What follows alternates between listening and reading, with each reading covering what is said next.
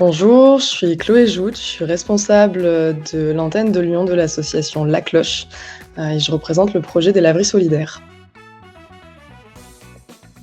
Alors La Cloche, on agit contre l'exclusion des personnes en situation de précarité, c'est-à-dire les personnes sans domicile, en grande difficulté économique, étudiants, personnes seniors. On le fait à travers le lien social, le bénévolat inclusif, avec la conviction que chacun et chacune a un rôle à jouer. Je dirais inclusion.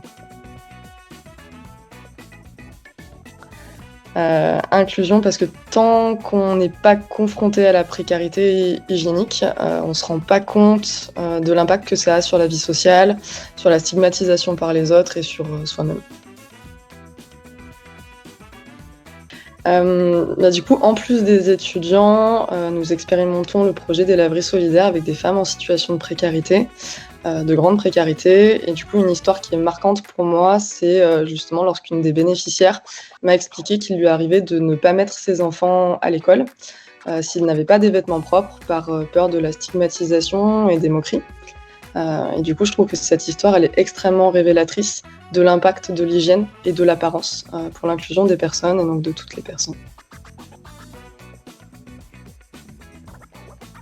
Vaste question. Cette étincelle, c'est je sais pas trop l'expliquer. Pour moi, ça a toujours été naturel de vouloir, faire du sens dans mon travail. J'ai toujours considéré que je pouvais avoir des compétences et que je n'avais pas envie que mes compétences, elles soient au service de quelque chose qui, pour moi, ne faisait pas de sens. Et, heu et la société dans laquelle on est aujourd'hui, elle est quand même assez, assez folle et donc j'ai envie de pouvoir contribuer à améliorer la vie des gens.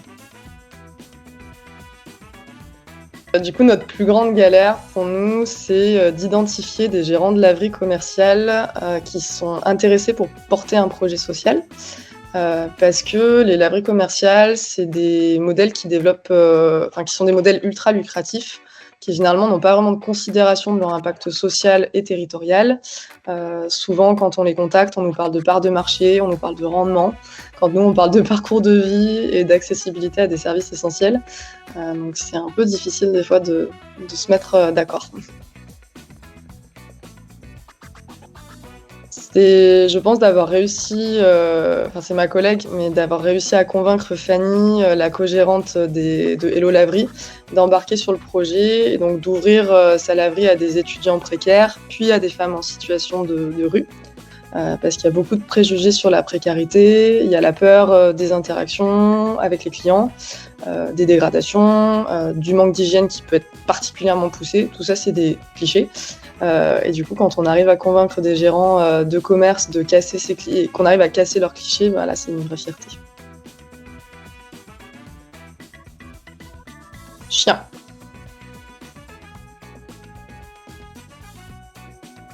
Toujours la ville pour l'instant.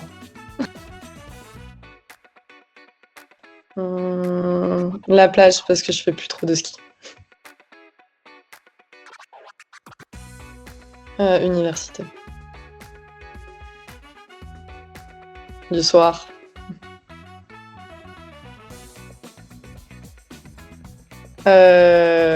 Après le lait.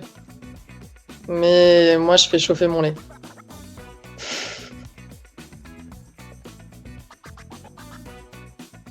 Film.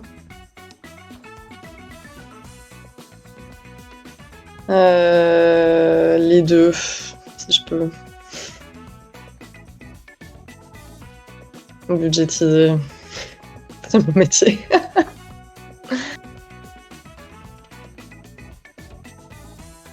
Mmh, j'aime bien les 2.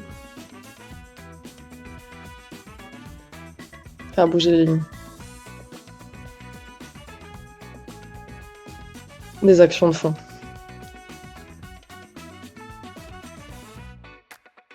Gagner le cœur des étudiants.